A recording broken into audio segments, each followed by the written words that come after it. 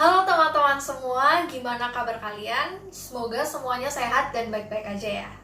Pertama-tama perkenalkan, nama aku Cherry Sadewikiani dan kalian bisa panggil aku Cherry.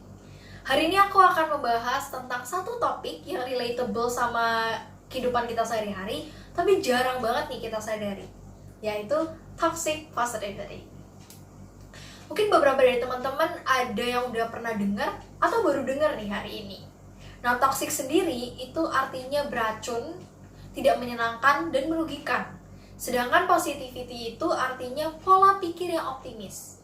Bentar, kok bisa positivity itu jadi toxic? Sebenarnya segala sesuatu yang berlebihan itu nggak baik.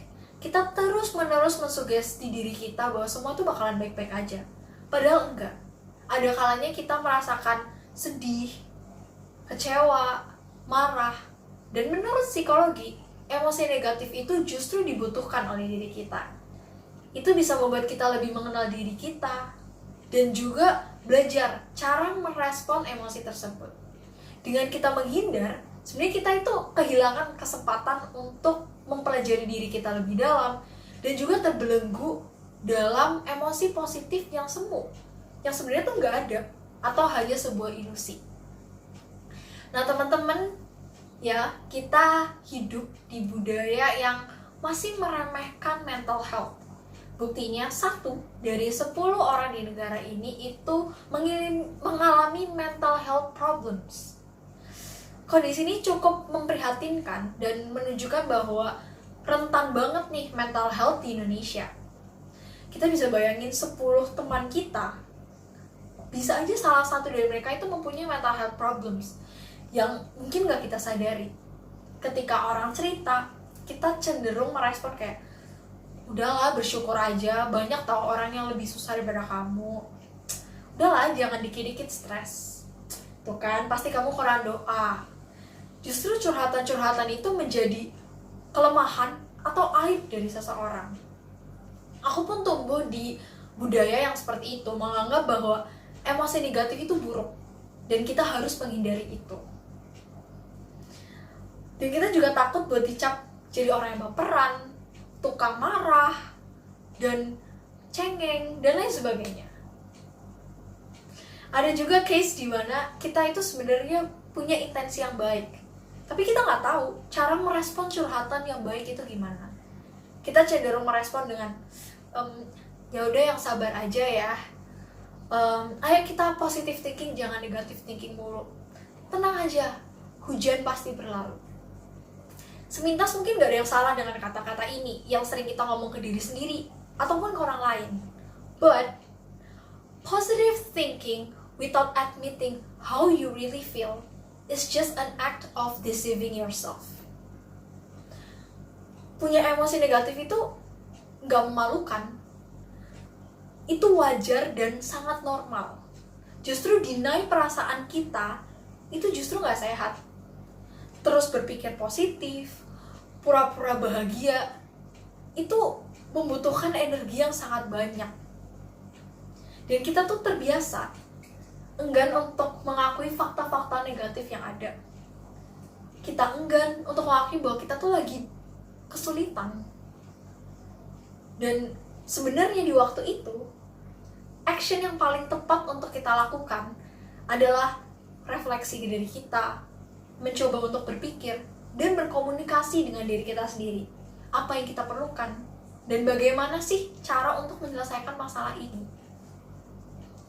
Justru kebanyakan dari kita tuh malah lari dari masalah ini, pasrah dengan keadaan, ataupun optimis tanpa berpikir realistis. Dan itu gak menghasilkan penyelesaian apapun.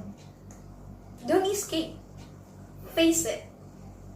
Misalkan nih, kalian lagi ada di suatu pertempuran dan kalian tuh melarikan diri. Nah, kalau misalkan musuh kalian berhasil melihat kalian dan kalian tertangkap, kalian tuh nggak tahu harus menghadapinya gimana. Apalagi kalau musuhnya makin kuat. Tetapi kalau kalian itu mengambil keputusan, oke, aku berani untuk menghadapi musuh ini. Kalian tuh bisa belajar dari musuh tersebut. Dan kalau suatu saat ketemu lagi, kalian tahu gimana caranya memenangkan pertempuran tersebut. Nah, sekarang gimana nih strategi untuk tidak terjebak dalam toxic positivity? Pertama, menerima perasaan kalian yang sebenarnya. Itu tuh sebenarnya nggak memalukan dan nggak membuat kalian terlihat lemah. Justru lebih lega karena kalian release it dan tidak membohongi diri kalian sendiri. Mungkin kata yang tepat itu sebenarnya, frasa yang tepat ya, itu sebenarnya mungkin mengontrol diri, bukan menghindari. Marah ya marah, sedih ya sedih, kecewa ya kecewa, tapi jangan berlebihan ya, masih tetap dalam batasan tertentu. Yang kedua, self-compassion, dengan memandang bahwa segala permasalahan yang kalian dapetin itu adalah bagian dari dinamika kehidupan. Tidak perlu menghakimi kekurangan ataupun ketidaksempurnaan. Karena dengan ketidaksempurnaan kalian, itu yang menjadikan kalian tuh manusia. Kita ini manusia. Jadi istilahnya kayak kita itu selalu dikasih ruang untuk terus berkembang dan menjadi versi yang lebih baik. Dan yang ketiga, mungkin ini yang udah ditunggu sama teman-teman semua. Gimana cara merespon yang baik? Mungkin kita bisa kayak, ada yang bisa aku bantu? Kamu butuh cerita? Sini aku dengerin. Pasti berat ya buat kamu, but I'm here for you. Sorry for getting through all of this. It's okay, it's natural for you to feel that way. Gitu cara kita meresponnya. Dan yang keempat, mungkin buat teman-teman yang kurang nyaman untuk menyampaikan secara verbal atau kurang ngena nih kalau mengekspresikan secara verbal, teman-teman bisa menyalurkannya dengan menulis. Nah, dengan menulis ini juga jadi satu cara buat teman-teman untuk menghindari pernyataan-pernyataan yang bisa bikin kalian down. Gitu. Last but not least, berani pergi ke psikolog. Mungkin beberapa orang masih beranggapan bahwa kalau pergi ke psikolog itu cuma buat orang-orang khusus yang bermasalah atau dalam tanda kutip itu gila. No, kita harus buang-buang stereotip lama tersebut. Sama kayak gini, kalau misalnya kita pergi ke toko roti, mungkin ada orang yang pengen beli roti karena dia beneran lapar pada saat itu, atau orang yang berjaga-jaga, oh kayaknya aku bakalan lapar nih, aku beli roti dulu Pak. Sama dengan pergi ke psikolog.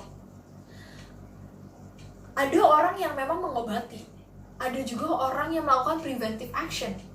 Aduh, aku ngerasa ada gejala-gejala nih, mentally unstable, feeling anxious, atau any kind of mental health problems lainnya gitu. Karena lebih baik mencegah daripada mengobati gitu. Gak ada salahnya sama sekali pergi ke psikolog. Dan kita tuh gak bisa memukul rata semua orang, karena semua orang punya toleransi dan situasinya masing-masing gitu. Dan kita udah ada di akhir bincang-bincang ini. Aku ingin mengajak teman-teman bahwa kita bisa loh merasa nyaman dengan diri kita, deal with problems tanpa toxic positivity. Life is full of surprises, right? There are also hardships. It's okay to cry. It's okay to be angry. It's okay to feel sad. It's okay not to be okay. But don't forget to rise up. Come back stronger. And you must fight for your life because there's so many amazing things waiting for you. That's all from me. Thank you buat teman-teman yang udah denger sharing-sharing hari ini. Semoga bisa membantu dan bermanfaat untuk kalian. Good vibes only? No. Real vibes only. Okay, bye. See you di lain kesempatan.